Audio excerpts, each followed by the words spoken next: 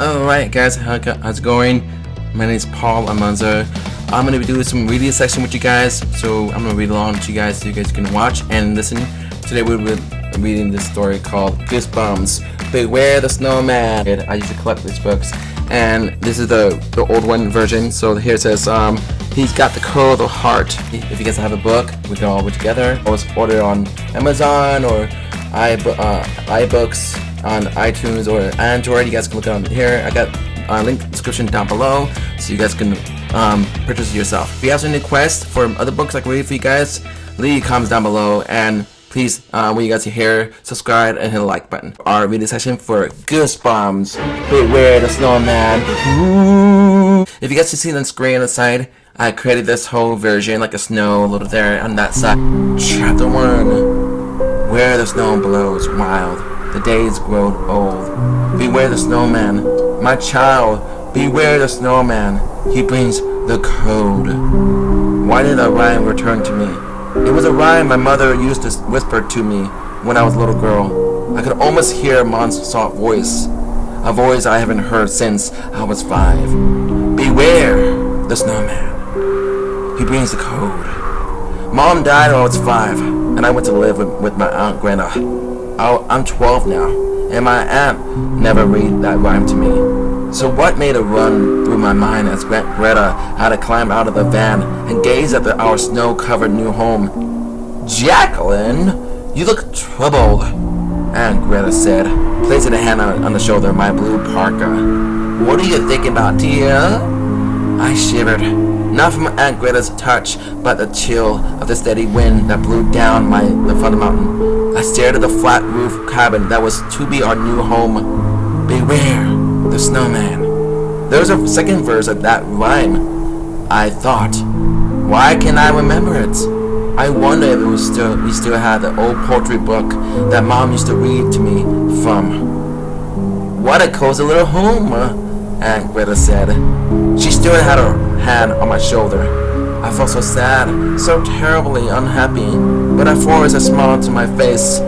Yes, cozy, I murmured.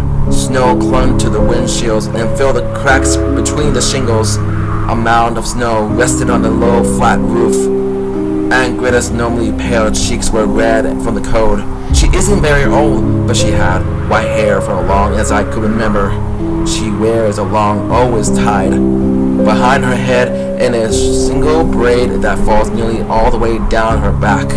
She's a tall, skinny, a kind of pretty with her delicate round face and big, sad, dark eyes. Wow. Don't look at all like my aunt. I don't know who I look like. I don't remember my mom that well. I never knew my father.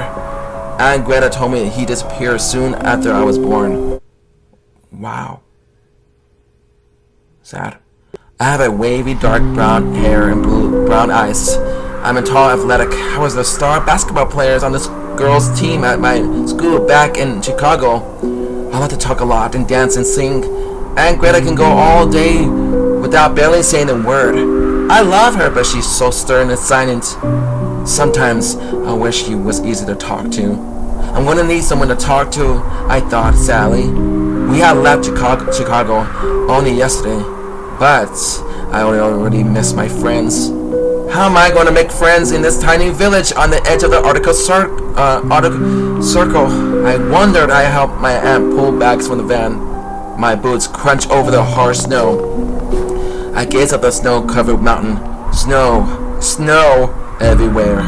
Couldn't tell where the mountain ended and the clouds began. The little square houses along the road didn't look real to me. They looked as if they were made of gingerbread, as if I'd stepped into some kind of fairy tale. Except it wasn't a fairy tale. It was my life. My totally real life.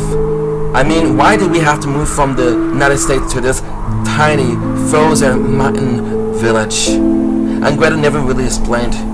Time for a change, she muttered. Time to move on. It was hard to get her to say more than a few words at a time.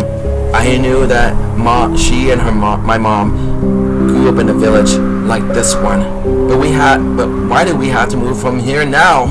Why do we have to leave my school and all of my friends? Sir Pierre?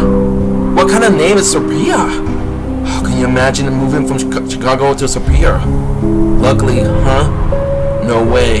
It isn't even a skiing town. The whole village is practically deserted. I wonder if there was anyone here in my age. Aunt Greta kicked the snow away from the front door of our new house. Then she struggled to open the door. The woods are warped.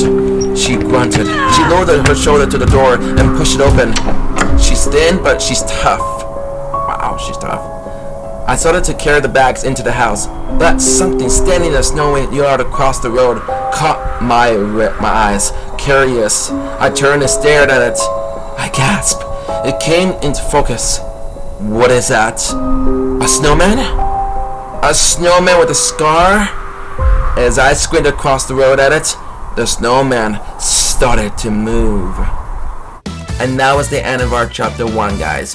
Hope you guys enjoyed this video section today, guys, and I hope you guys wanted to hear more from my next video. And guys, don't forget to subscribe and like the video. If you guys have any requests for me, I can read more chat. Hope you guys enjoy yourself. I hope you have a amazing day, and God bless. Take care, and bye.